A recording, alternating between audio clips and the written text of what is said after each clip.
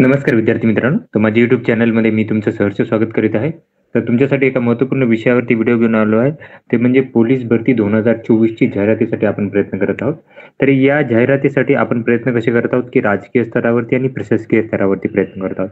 तर यासाठी आपण काय करतो, की जे माननीय उपमुख्यमंत्री आणि गृहमंत्री जे आहेत देवेंद्र फडणवीस साहेब यांना काय करतो, की निवेदन देत आहोत आणि ही जाहिरात जी आहे ती आचारसंहिता आधी पडावी यासाठी काय करतो आपण प्रयत्न करत आहोत. त्याच्यानंतरनं विद्यार्थ्यांना 2 वर्षाचं कमीत कमी काय केलं, की वय जे आहे कमाल वय म्हणजे जो हा आहे तो वाढवून दिला पाहिजे यासाठी प्रयत्न करत आहोत आपण.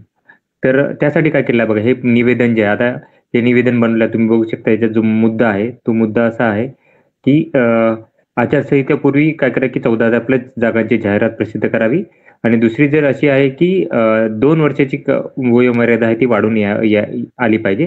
त्यामुळे ही जी जाहिरात आहे ती काय करायला, की 10 ऑक्टोबर नंतर काय होईल, की आचारसंहिता कधी लागू शकते त्याच्या आधी ही जाहिरात काढायला पाहिजे.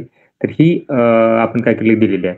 आता हे कुठे दिलेलं आहे तर ते सांगेल तुम्हाला, की हे मी काय केलं होतं, की देवेंद्र फडणवीस साहेबांचं हे घर होतं. इथं मी नागपूरचा असल्यामुळे काय केलं, की मला सोपं पडतं.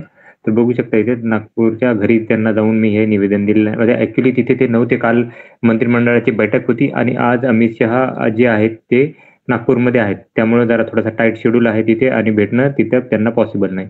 तर मी त्यांना घरी जाऊन त्यांच्या तिथे पीएला दिलेलं आहे.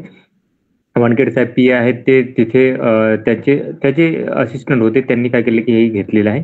त्याच्यानंतर दुसरी गोष्ट आहे ते जे आहे ते म्हणजे माझ्या सोसायटीमध्ये आलेले होते.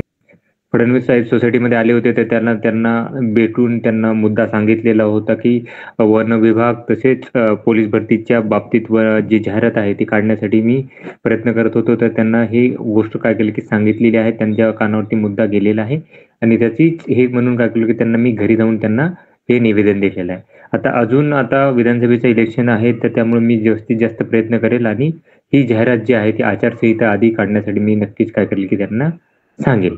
तर ही माहिती होती. तर अशाच महत्त्वपूर्ण माहितीसाठी माझ्या चॅनलला सबस्क्राईब करा, व्हिडिओला लाईक करा आणि माहिती मित्रांसोबत शेअर करा. धन्यवाद.